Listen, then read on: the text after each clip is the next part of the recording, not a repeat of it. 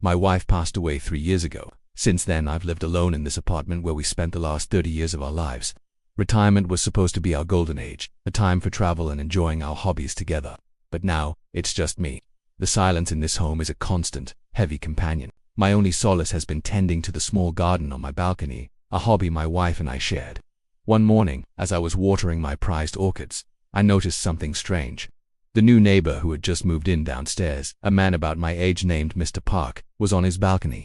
He was smoking, and the smoke was drifting right up into my apartment, straight towards my delicate flowers. I cleared my throat, hoping he'd take the hint. He just glanced up, gave a slight nod, and continued puffing away. A few days later, it happened again. This time I decided I had to say something. I called down politely, "Excuse me, Mr. Park, would you mind not smoking on the balcony? The smoke is harming my plants." He looked up, a scowl on his face. He grumbled something I couldn't quite hear, put out his cigarette, and went back inside without a word. I felt a small victory, but it was short-lived. The next day, not only was he smoking, but he also had his radio turned up so loud I could feel the vibrations through my floor. This was the beginning of our little war. I'd complain about the noise. He'd start smoking earlier the next day. I'd accidentally spill a little water from my watering can, which just happened to land on his balcony railing. He'd start cleaning his balcony at 6 in the morning, making a racket with his broom. We were two old men, acting like children. The anger was a strange sort of fuel. It filled the quiet hours and gave me a reason to get out of bed. He was my nemesis, my sworn enemy after retirement. One afternoon I was struggling to carry a heavy bag of potting soil from the elevator. My back, which isn't what it used to be, gave a sharp twinge, and I dropped the bag. It split open, spilling dark soil all over the hallway floor. I just stood there, defeated and breathing heavily. Just then, a door opened. It was Mr. Park. I braced myself for a sarcastic comment, but he didn't say a word. He just went back into his apartment and came out with a dustpan and broom.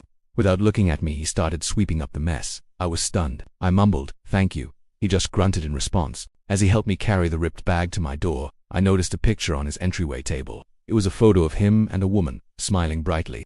She was holding a pot of orchids, identical to the ones I cherished. I couldn't get that image out of my head. The next morning, I saw him on his balcony again, but he wasn't smoking. He was just staring out at the city, a profound sadness in his eyes that I recognized all too well.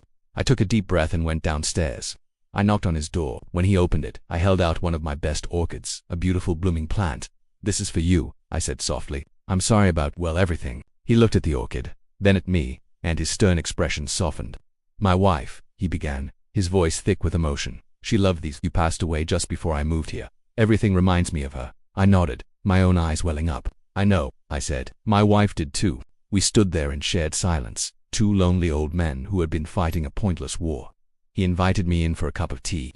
As we sat and talked, we discovered we had more in common than just our grief. We both loved fishing, old movies, and complaining about the younger generation. The anger that had defined our relationship melted away, replaced by a tentative friendship. That afternoon, he showed me his late wife's gardening journals.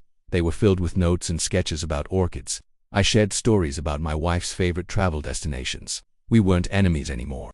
We were survivors, helping each other navigate the quiet loneliness of life after loss. Now, our mornings are different. Sometimes he comes up to my balcony to admire the flowers, and we have coffee.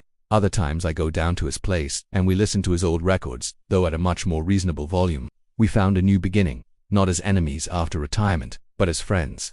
Our little war was over, and in its place, something much better had started to grow.